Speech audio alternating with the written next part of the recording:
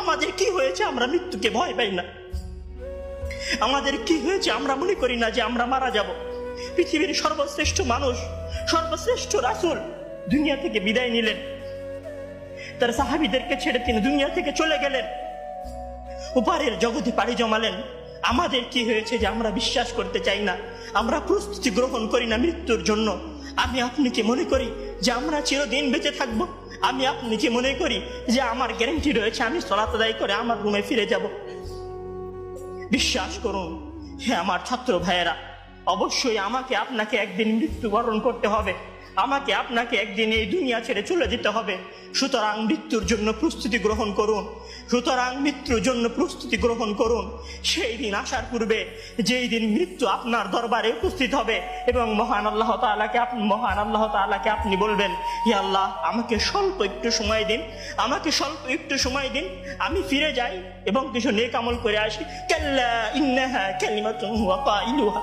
তখন মহান আল্লাহ তাআলা বলবেন, কোনো সুযোগ নেই, এটা তো তার মুখের কথা মাত্র, সে ফিরে গেলে আবারও আমল করবে না, সে ফিরে গেলে আবারও আমল করবে না।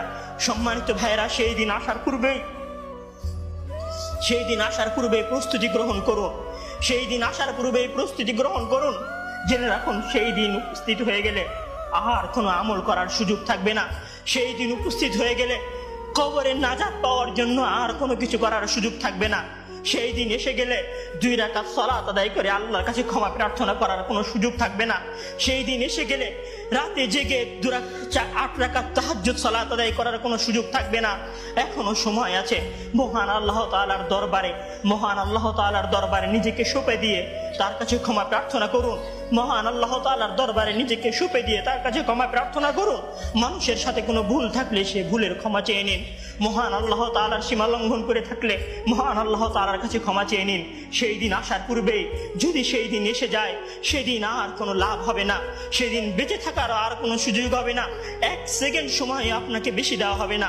সম্মানিত ছাত্র ভাইয়েরা, মৃত্যুর জন্য প্রস্তুত হন। মহান আল্লাহ তাআলা আমাদের সবাইকে মৃত্যুর জন্য প্রস্তুতি গ্রহণ করার তৌফিক দান করুন। আমিন।